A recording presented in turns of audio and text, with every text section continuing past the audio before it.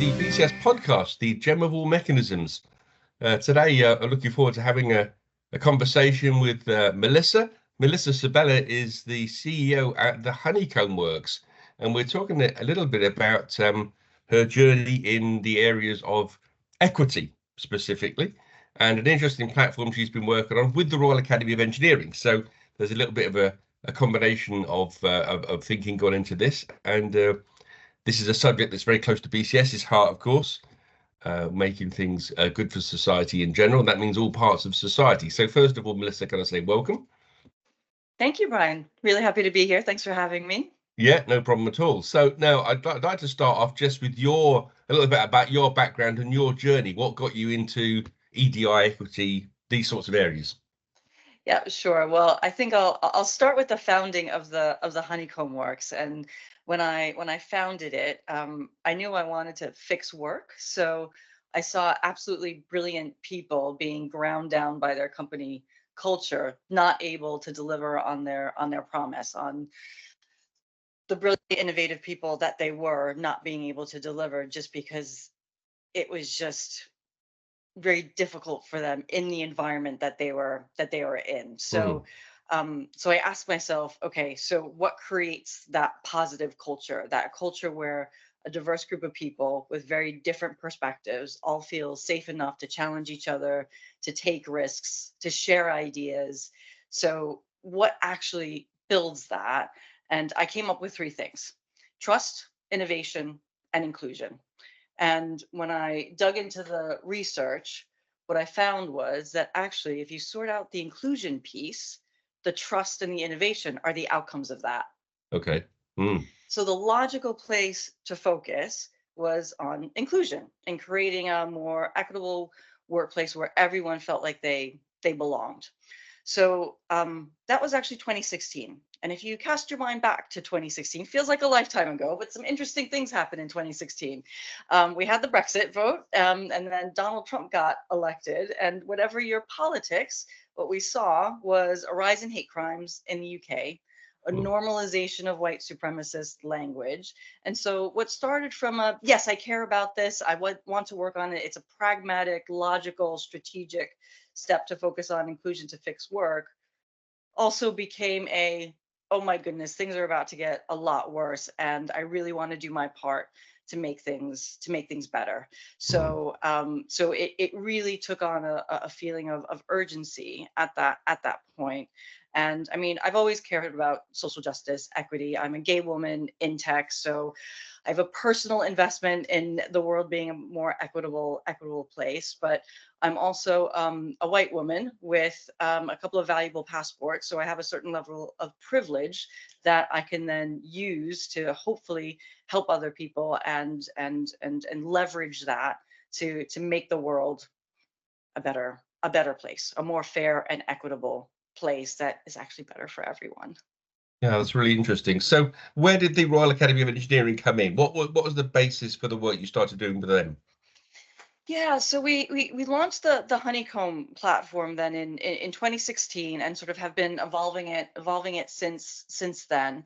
And the Royal Academy came to the decision that they wanted to really focus on engineering startups and scale-ups in the UK and making them more diverse, because these were the people that are shaping our future, right? I mean, the projects they're working on are amazing, and they really have the chance to make our world a better place, save our world in some cases. So if we don't have that group as a diverse group of people working on those projects, then the outcomes, the solutions are not going to be fit for everyone, right? They're not going to be serving everyone. So they really had a feeling of urgency around that space, around that group of people. And our Honeycomb had been working on diversity, equity, and inclusion for some time. And you know, their starting position on that was, we feel like we need to produce a toolkit, a set of resources.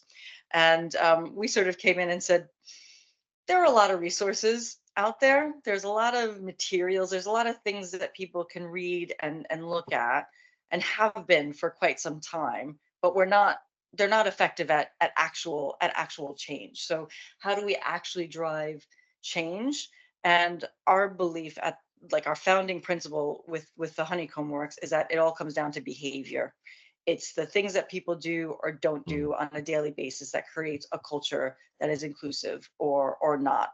And really importantly, it's the in group, the people with the power and privilege, their behaviors that are the ones that sort of create a place that is that environment where everybody feels like they belong. So our pitch to them essentially was, let's focus on the behavioral change piece. And then there was a tender process. So we went through that process, and we came out of it with the vision for Culture Plus, which is a version of our Honeycomb platform specifically designed for engineering startups and scale ups. We actually have larger organizations using it as well, because there's nothing to stop bigger organizations. But the challenge with this group of people was they didn't, at their size, a lot of the things out there were designed for larger organizations. So they were too big, too bulky. They were requiring them to do things that weren't necessary at their point on the roadmap yet. So that's really where we came from. And it is this fundamental vision of impact. And how do we actually get to a point where we're seeing the results, we're seeing the change happen. Yeah, that's really interesting. I mean, by definition, this sort of thing is going to be more difficult for a smaller organization, hasn't it, to get this diversity? So, without giving away too much of your platform, how do you go about addressing some of that? Yeah, and it's interesting when you look at it from the perspective of a smaller organization versus a larger organization, because in some ways it's much harder. And obviously with a smaller group of people, how do you make sure that group is diverse, especially with some of the in the engineering space where they have a high degree of specialism. So there might be a small number of people around the world who actually know about that or have that skill set. So how do you ensure that? How do you ensure that diversity? And but at the same time, if you start that process earlier, it is a lot easier to actually bake it in from the beginning than if you're a larger organization and you're trying to drive that shift. You're moving an oil tanker Mm. versus moving a small, swift fleet of sailboats. So to some degree, and this is what we're really trying to do. We're trying to get founders and leaders and the starting group to start thinking this way and start developing those habits that will serve them well in the future. Because while we are at the Honeycomb Works, full disclosure, bleeding heart social justice warriors who really care about this stuff, we're also really pragmatic. And the fact is that all of these behaviors, like when you dig in on the research about the behaviors that create inclusive cultures, Mm. and then you dig in on the research about what drives innovation, they're the same behaviors. And as long as you are consistent with those behaviors across every group of people, you are going to have better outcomes. So something like for founders, right? So when you launch a business, typically it's your friends and family who are willing to work for you. They're Mm. the ones that trust you enough to take a risk, to work for free, to have no security that anything in this is going to work. So how do you make sure that if these are people that you've known sometimes all your life, sometimes for a very long time, how do you make sure you're getting a different perspective? You'll probably think Yeah. very much alike. So, and at that point, you're not going to be able to go out and hire people from different areas. But what you can do are internships or consultancies, or even just going and having conversations with different people with different expertise, but from different perspectives. So early on in our formation, what we did was we partnered with a charitable organization that was supporting refugees to learn how to code, and we let them use our platform for free, and we volunteered our mentorship time, and that gave us access to a community of people which was incredibly diverse Mm. and who could give us feedback both on our platform but also different perspectives from the group of mentors that we were working with too on strategy. So there are always things that you can do as long as you see it, as long as you see the urgency and build those habits from the start. So working with a group of refugees is going to give you some very different perspectives, I would imagine. Yeah, absolutely. Especially because I mean, with this group of with a group of refugees, you talk to some people who have a ton of experience and have been in work for quite some time, to people who are just starting out and haven't had a lot of schooling from very different cultures, so different ways of working, ways of dealing with hierarchy and various language level skills. Mm. So yeah, so it really helped us make sure that our what we were building was fit for everyone. And it's making sure that as you see when that's not happening, I think is the biggest challenge, or is the biggest thing that you need to work on, if you've especially if you've been in a position in which you are usually the majority, because it Yeah. can be harder to realize that you don't have that diversity of perspective. Yeah. So give us an idea of how your platform works, maybe from the perspective, just a simple idea from the perspective of the organization and the individual user. Yeah, so the first and I think most important thing that the platform does is it tells you what good looks like. So we like to think that or we tend to think that being inclusive is just about being a good person, and we know how to do it. But if that was true, we would be there already, because we have enough people with good intentions that Mm. we would be there already. So part of it is just understanding what you should do. And so with that, we created a set of very specific observable behaviors, all drawn from research. So we looked at what are the things that creates inequality in organizations, and then pulled those out and turned them into behaviors. I'll give you a couple of examples. Mm. One of my favorites is I spend an equal amount of time with my direct reports. And now we've had many managers who will push back on that and say, but everybody doesn't need an equal amount of time, and aren't I a good manager that I adjust based on what people require? I'm listening, and I'm adjusting, and I'm personalizing my approach. But the research tells us that people from underrepresented backgrounds don't get this don't get as much time with their managers. Now, that could be for a variety of reasons. It could be because of affinity bias. I don't notice that I'm spending a little bit more time talking to the person who likes baseball versus football, because I know about that a bit more. Or it could be learned behavior. It could be that I, Melissa, as a woman in tech, have learned that if I ask for help, I'm perceived as being less competent. So no Mm. matter whether I'm drowning or not, I always say, nope, I'm fine. I don't need anything. Everything's completely under control. Whereas my male counterpart might have, every time he asks for help, be seen as being ambitious. So he keeps asking for help and support. So it's those kinds of things that we don't, and it might not even be from that manager that this happened, but before. And so I, as a manager dealing with my direct reports, might not realize all of these sort of layers of things that have come in.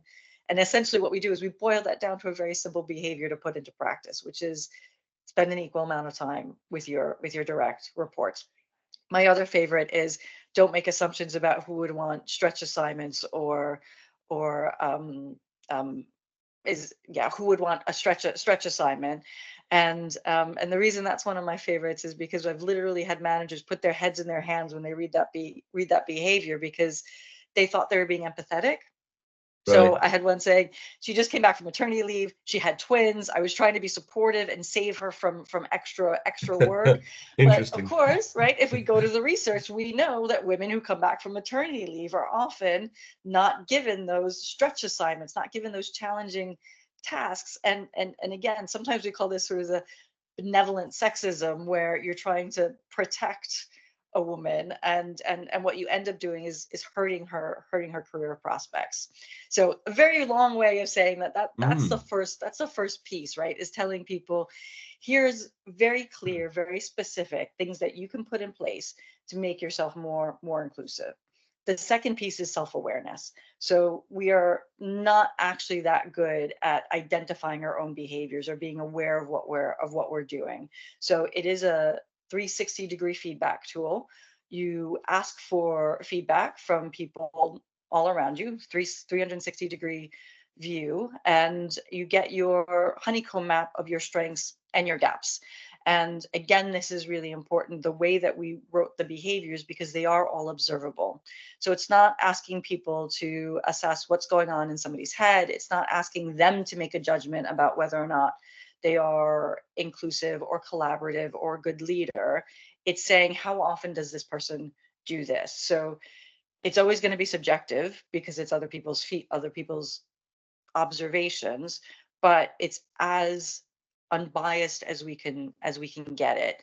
And how your behaviors are appearing to other people are really important. Mm. So from there you get your honeycomb map. It shows you in the form of a honeycomb your strengths and your gaps, more detailed feedback and scoring. And then after that, it helps you develop those behaviors along the way, and you can ask for follow-up feedback so that you can track your progress. And we've had people say, it feels like a game board. I want to color in my honeycomb with my strengths. I want to get to a level 10 me. And so it helps sort of incentivize that to work through these behaviors and to continue to improve. So That's that's on the interesting. yeah, Yeah. so that's on the individual side. What the organization then gets is a really detailed map of what specific things there are issues with in their organization. So what we found with a lot of the things that were out there on the market, is that it would tell organizations that something was wrong, there was a problem, but it wouldn't give them a path to fix it, and they wouldn't really necessarily know what was causing that Mm. problem. So we might have an area where people are dissatisfied with their managers, or we might have an area that, no matter what our efforts are, is not diversifying at all. It's still one the same group. And so what we can do with the data is give them a very specific map of what is going wrong. I could give you a couple of examples Mm. there if that's helpful. So Great. with Yeah. with one organization, so we have a set of behaviors around challenging bias communication, and the majority group in the organization scored that non-applicable, as in we don't have any bias communication in this organization. Now that's impossible. Every organ, even myself, I have to catch myself out sometimes because I say, I use a gendered term or something like that. So we could say there's an issue with people seeing it. So you need to Mm. do some education around what is actually bias communication. But then the LGBTQ plus community in that organization actually scored people quite low. So we were also able to say it's likely you have an issue with homophobic language. So that's something that you need to address specifically. Now, in the Culture Plus platform, when we were looking across startups and scale ups, we actually found a really interesting data point, which was that there's a gender difference, a 10% gender difference on women scoring people on whether or not they respond positively to feedback when it contradicts somebody's point of view.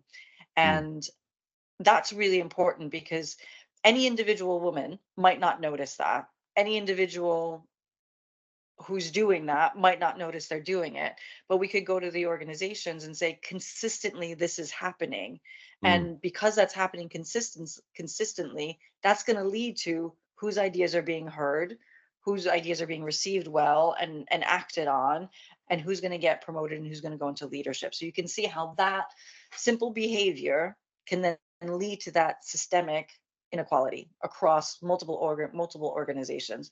And again, that's a specific thing that you can work on. You can think about, how do I respond when somebody gives me a piece of feedback or information or an opinion that contradicts something that I believe. Mm. And you can work on being positive and open to that. So That's from the really individual interesting. perspective, yeah, I'll just Mm.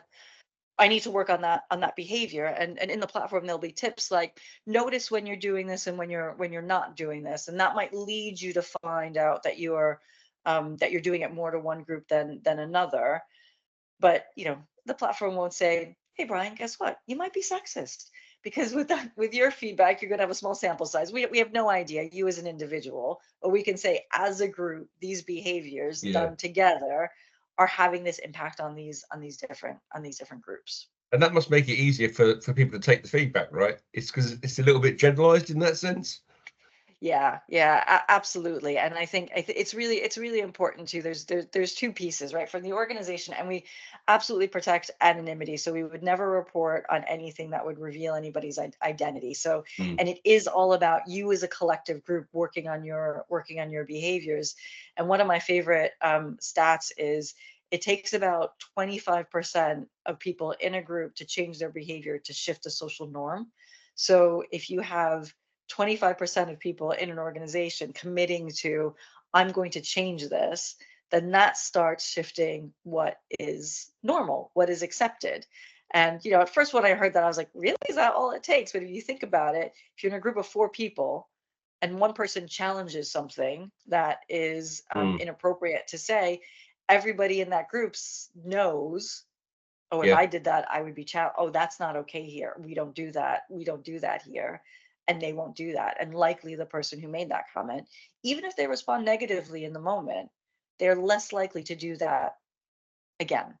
Interesting. So you've got a quite a heady mix here, if I've got this correct, that you based your structures there on existing research.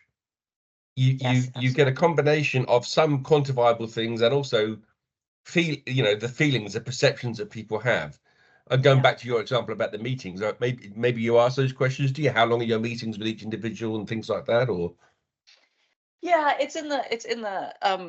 in the sort of the tips and tricks bit, right? So when I get my feedback, I then also get some advice on, here are the things for you to look at. mm, So it might be something like spend a week recording how much time you're spending with each of your people, and think about that. Now, there are some exciting things potentially coming in the future around using technology to actually track that, but we have to move very carefully with that, mm. because it could be used by organizations to develop this sort of this surveillance Invasively. culture. Yeah, Yes. exactly. And so Yeah. while we're really excited about the potential for spotting patterns and being able to give people a little bit more of a also factual insight into what they're doing, we are proceeding carefully with how we roll that out, because the trust piece of this is really important. And as soon as and organizations sadly have hurt that trust quite a bit. Like in the last few Mm. years, a lot of surveillance technologies have come in, and it's something that we feel very strongly that we want to make sure that we are standing against, and preventing as much as possible. And for the most part, organizations are, once you speak to them about it, once you explain it, they're really quite open to it. I think the initial response is, give me data, give me all the information, tell me about all the people, not coming from catching them out, but Mm. how do I Yeah. help an individual person. But people are genuinely concerned about any of their data, any of their feedback on someone harming that person. So they won't be honest if they think that their scores of somebody is going to impact their pay or their promotion or their future, or anything like Yeah. that. So it is really important that we have this sense of trust. And we're also asking for people to share their demographic data, aspects of their identity, because that's the only way that we can go back and Yeah. say, You need the I information. Yeah. yeah, I'm giving you the evidence that this group is having Yeah. a worse time. And and when you look at the intersections of identity, that's also really important as well. So I, as a white woman, I'm going to have a different experience to a black woman. I'm going to have a different experience to an Asian woman, because how these biases and power structures and everything relate to each other lead to differences in experience and outcomes. The intersections sound like a very complicated area, though. Do you have methods for balancing those intersections out? Is the academic literature gone that far, I wonder? I Yeah, don't know. yeah, and it's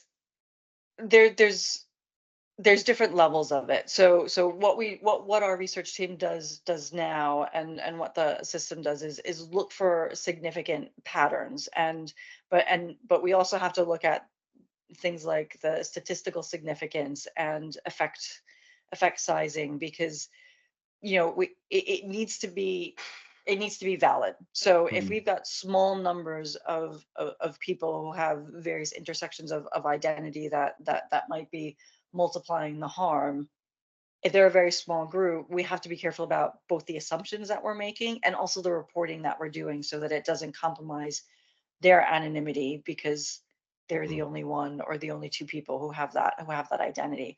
So, on a simple level, doing different combinations to look at where there are significant patterns here that actually have enough validity for us to report on is what we're doing. How those then layer in with different types of organizations, and also, you know, we work with global organizations as well, and there's always a complicating factor where I might be in the majority group in my country, but I'm in the minority group in my global organization, and both those things are intersecting together into how I feel about whether or not I belong or I'm othered. Yeah.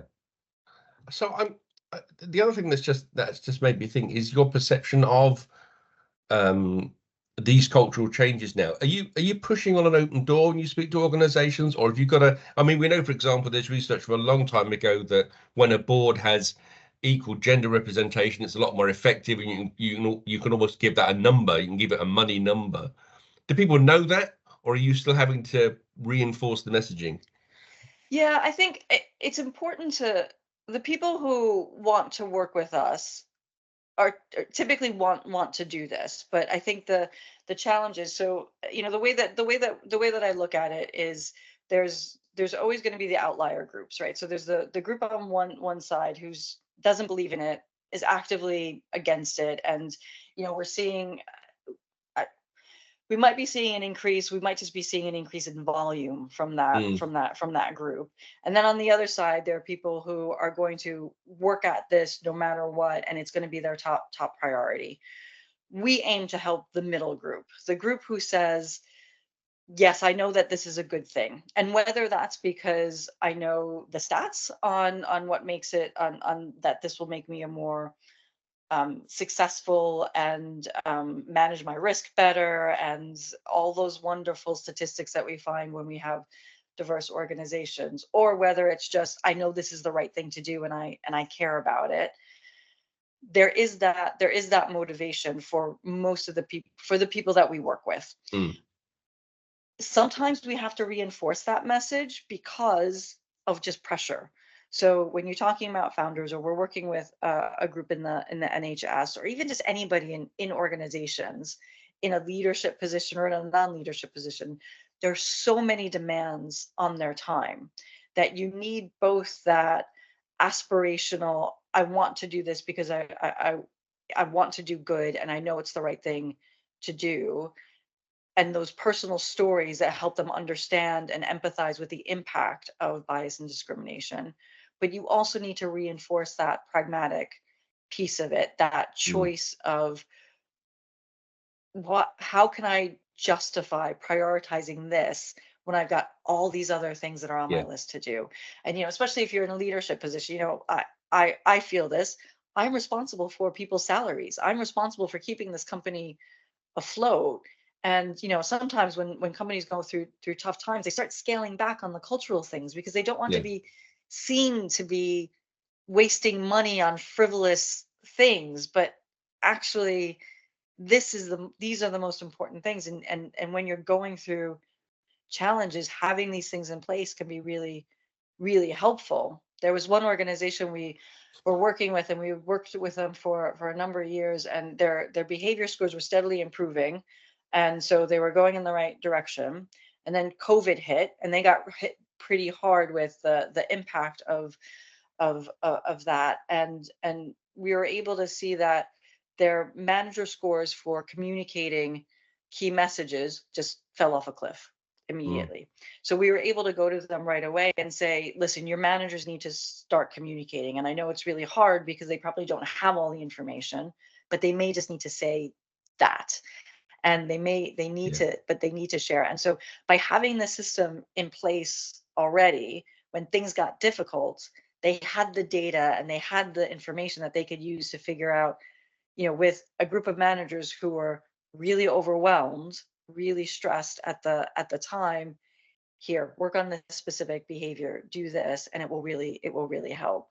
And so I think it's really important for organizations to understand that they need to maintain the will to be focused on these things when things get difficult. And that's our biggest challenge, right? It's not Yeah. it's not the motivation to wanting to do this or thinking it's important. It's keeping it as a priority. Interesting. So you've given us a lot of useful stuff there. Thank you so much for that, Melissa. I've got two more questions for you. The first one is, what sort of resources are around there? Maybe people could do a bit of reading. Maybe they've been inspired. They're thinking, well, we should start this journey. Where can they maybe start a little bit of reading and just to get their heads around some of the issues? Yeah, sure. I mean, I think there's, I recommend people to go back to the classics, James Baldwin, Audre Lorde, like the people who bell hooks, who really sort of think about, have thought deeply about these issues. And their writing is just so clarifying, and really helps to understand those discrimination, bias, and how it weaves itself into a system. And I think that one of the, it's going to sound very odd, but social media can be so powerful and helpful in this regard. I think we're used to talking about how harmful it is, and Positive it examples or is. negative or both? But yeah, no, well, I mean, I think there are some folks on social media who are very generous with their time and with their knowledge. And so I think, and I'm not going to recommend specific Okay, people, but that's I fine. think that I think the best thing for folks to do is to find the people who speak to them, who are regularly sort of posting and educating, and who they understand and they respond to. So I know that when a significant event happens and I think I know what I think about it, there are a few people that I will go to and say, what are they saying about this? What is their perspective? And oftentimes it'll sort of validate or expand the thinking that I'm doing, but sometimes it'll give me an entirely different perspective and make me see something in a different way that I hadn't before.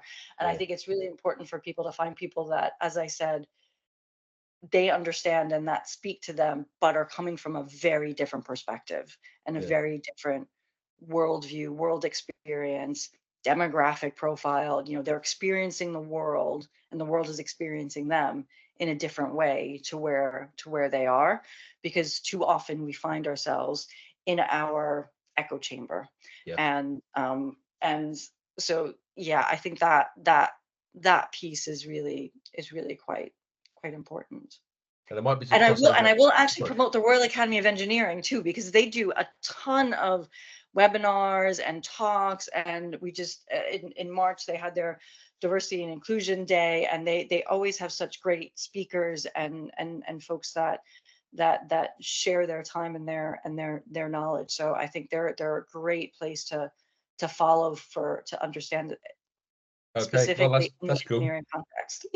That's cool. I mean, it's because of them that we met anyway, so Yeah. that's Hmm. fine, isn't it? Credit to the Royal Academy there of Engineering. Cool. The last question I had for you, Melissa, was about your personal inspirations, people that you look to, and it might be surprising with the last question, of course, but Sure, sure. Oh God, it's such an interesting and tough question. But I think, I was very lucky early in my career to be surrounded by brilliant, inspirational women. And I was at Pearson for many years. And when I first, the sort of the my first serious part of my career with the CEO was a woman called Marjorie Scardino, and she used to say, profits don't define us, but they sustain us. And this is something that I still say to my team all the time, right? We can't do this work without our profits, but we don't do this work for our profits. And she had a set of values for Pearson, which were brave, imaginative, and decent. And it was always like, to me, that was such a great set of ways to think about things. And it was so clear that, like, if my assistant or somebody on my team came to me and asked about a decision, I could refer them back to the values and say, well, what would you do? What's the decent thing to do? Or what's the brave thing?